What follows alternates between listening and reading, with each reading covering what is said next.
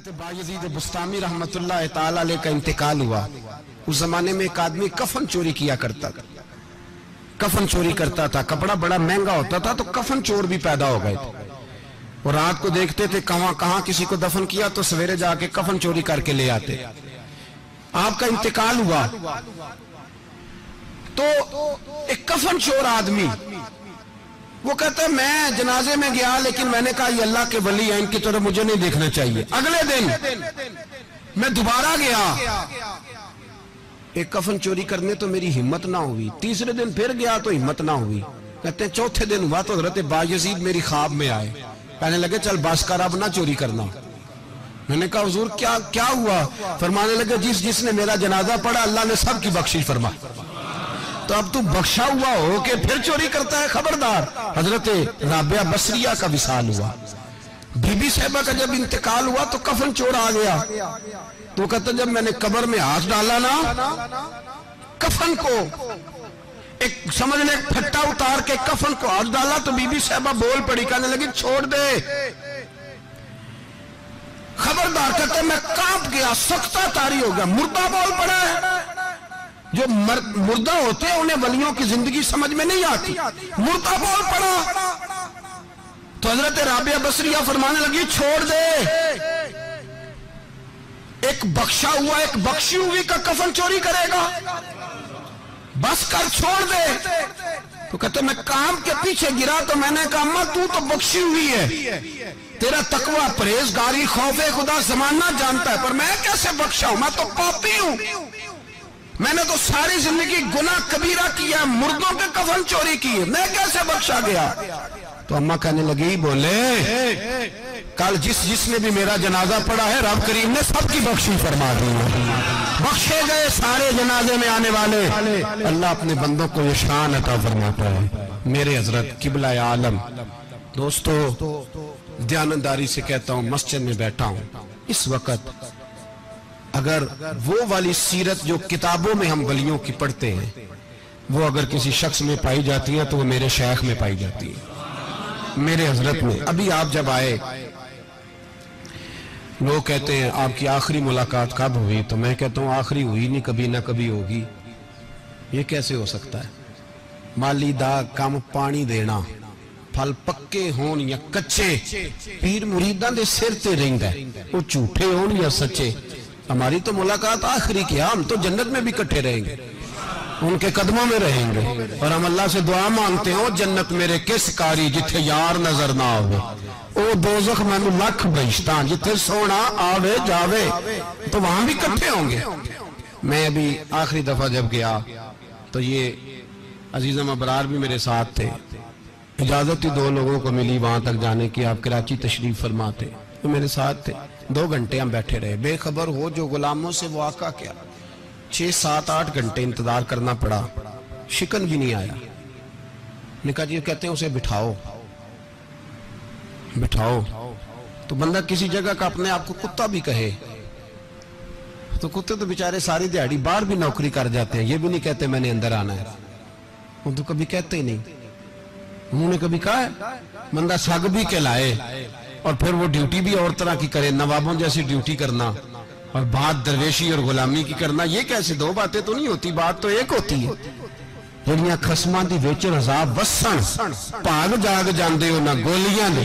कई घंटे इंतजार किया तो कई लोग आए, हजरत कब आएंगे, चले गए। कई आए तो वहां एक मौलाना बूढ़े बैठे थे, मौलाना इसराइल उनका नाम था। तो मुझे कहने लगे मौलाना आपने नहीं जाना?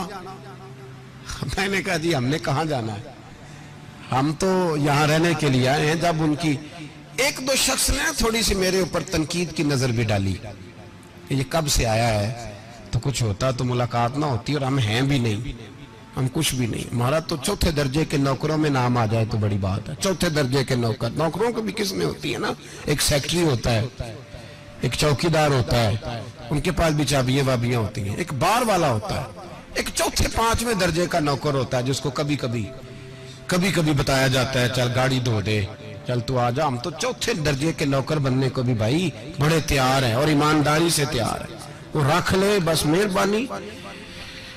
तो हजरत बैठे रहे, देर हो गई, थक जाता हूं, थक गया। बात आगे निकल गई। अब बैठे थे तो तन्हाई थी, मजमा हुआ ना, जब मजमा बार महफिल पे हजरत हमें नहीं मिले, बार सीधे मजलिस पे कई सालों के बाद मुलाकात हुई। चिर होया मैनू तरले लेंदे कदी मोड़ मेरे वल वागा, ख्वाब मेरी एक बार जे आवे मैं सारी उम्र ना जागा। देर हो गई, मैं बड़ा तरसा हुआ बैठा था, कई घंटे बीत गए, बैठे रहे। मर्जी है ना जी, यही रस बोले तो ओदी मेहरबानी।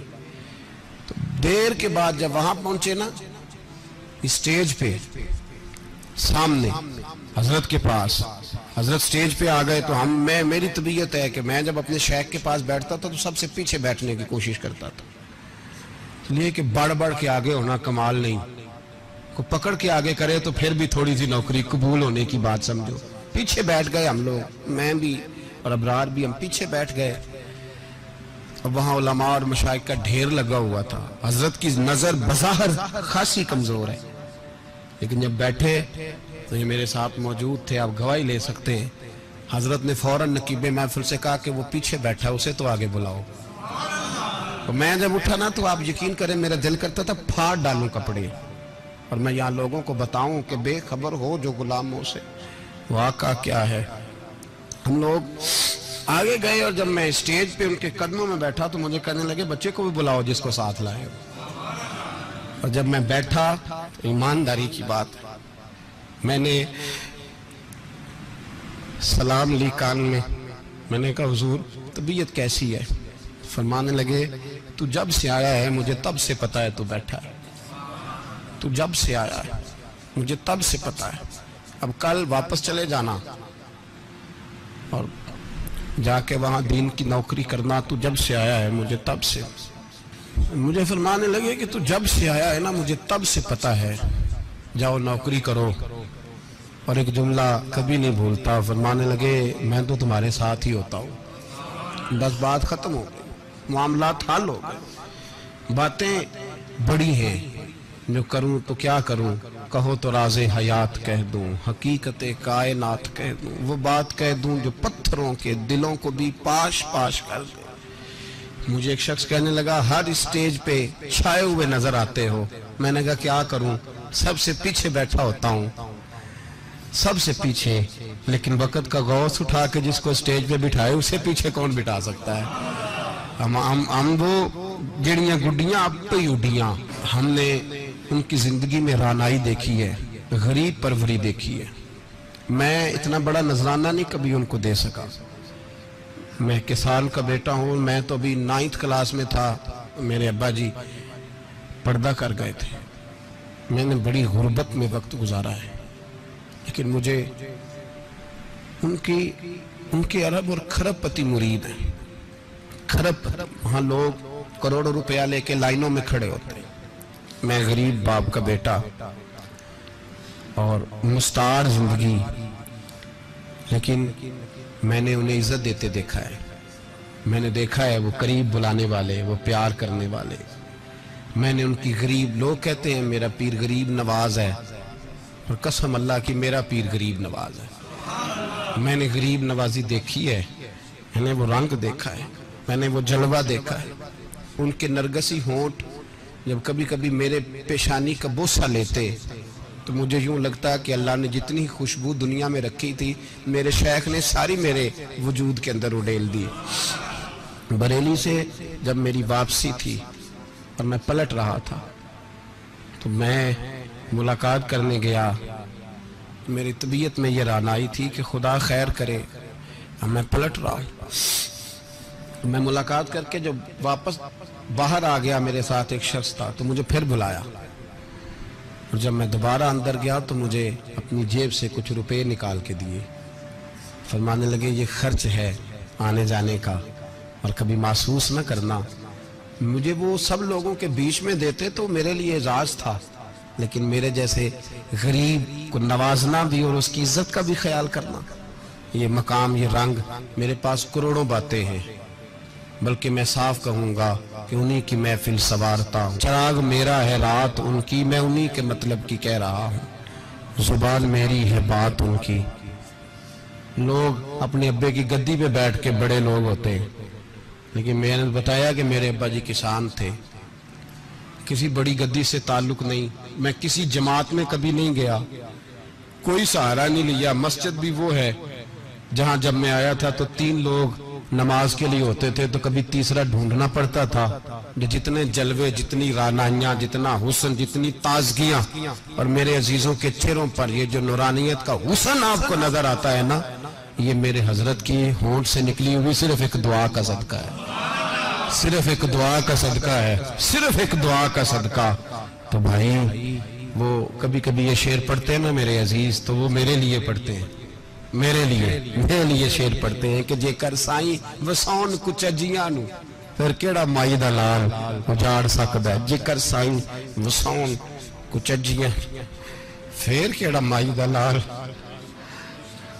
طاقت ہے کسی کی، ہمارے سامنے بھی کوئی کھڑا ہو سکتا ہے، کوئی باطل کوئی ہمارے سامنے بھی کھڑا ہو سکتا ہے۔ آپ یقین کریں جتنا دم خم اللہ نے میرے شیخ کی وجہ سے ہمارے سینے میں رکھا ہے، جہاں ہم ہوتے ہیں وہاں ہم ہی ہوتے ہیں۔ میں کوئی سہارا نہیں لیا زندگی میں، کسی کا نام لے کے اپنے آپ کو اونچا نہیں کیا، بس یہ تیری نظر کا کمال ہے اور میری زندگی کا سوال ہے۔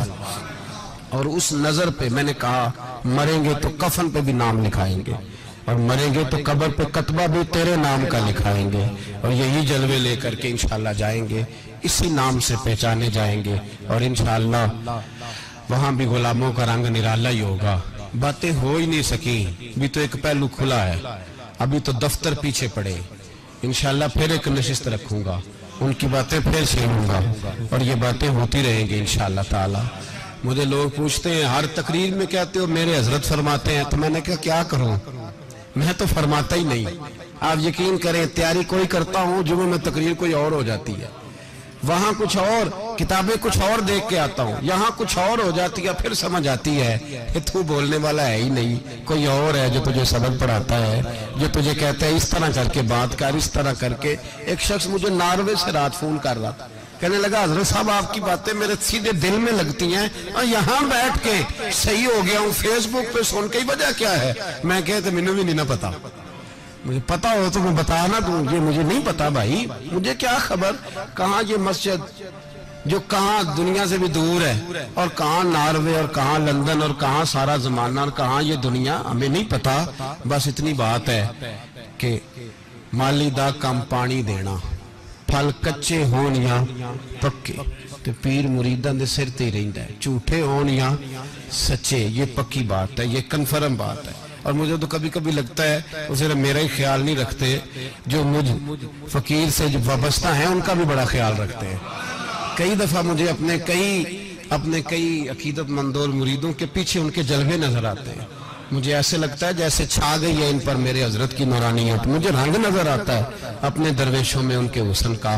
بس دعا کریں تا ابد آستانہ یار رہے، وہ آسرا ہے غریبوں کا، وہ برقرار رہے، وہ آسرا ہے غریبوں کا، وہ برقرار رہے۔ آخر دعویٰ الحمدللہ رب العالمین۔